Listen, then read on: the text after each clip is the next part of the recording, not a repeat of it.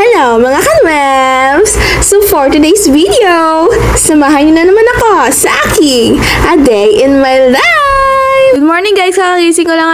Wala pang toothbrush pero maganda na. So may pasok kaya nag-decide ako mag-plan. Sipag-sipagan lang konti para alam nga naman papasok tayo sa school na. Baka magulat na lang tayo sabihin tayong gusto. Siyempre naglakad ako. Wala nga naman pupunta na tayong classroom. Nakarating na ako. Ito muna yun Tapos next na baga.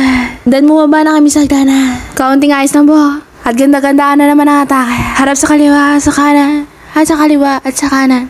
Taas, baba. Nakikiupo lang pala ako sa mga journal. After nung klase nila, pumunta kami bukas. Nagpa-print lang naman kami ng brawat. Nag-review ako ng kaunti kasi may present.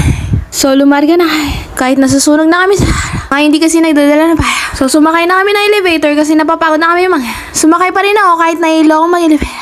Siksikan kami kasi marami. Pumunta lang naman kami para sa atin. Ang pinuntahan pala namin yan ay career. Nag-evaluate kami agad kahit di pa tapos. Kunwari Pero sa totoo lang, inaantok na talaga kami. After mag-evaluate, yung mga yan, pumuslit na yan pala. Gusto na namin na Sorry, ulit po. Gutom na kami. How can we identify our career interests and passions? Basta, there is always a room for it. And yeah, yun. Edang madali na kami lumaba. Dumiretso na kami dahil di na talaga kaya. Pero bago yan, singilan naghintay na kami. And voila, ayan na siya. At di na nga napigilan ng sayo. Kaya nilafang niya. Then nag-review ulit. Pumunta na kami ng classroom para mag-review ulit.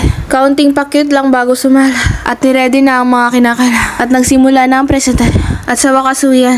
Paalam sa inyo lahat. So for today's video, wala lang. Masakit ulo ko. Siya yung vlog.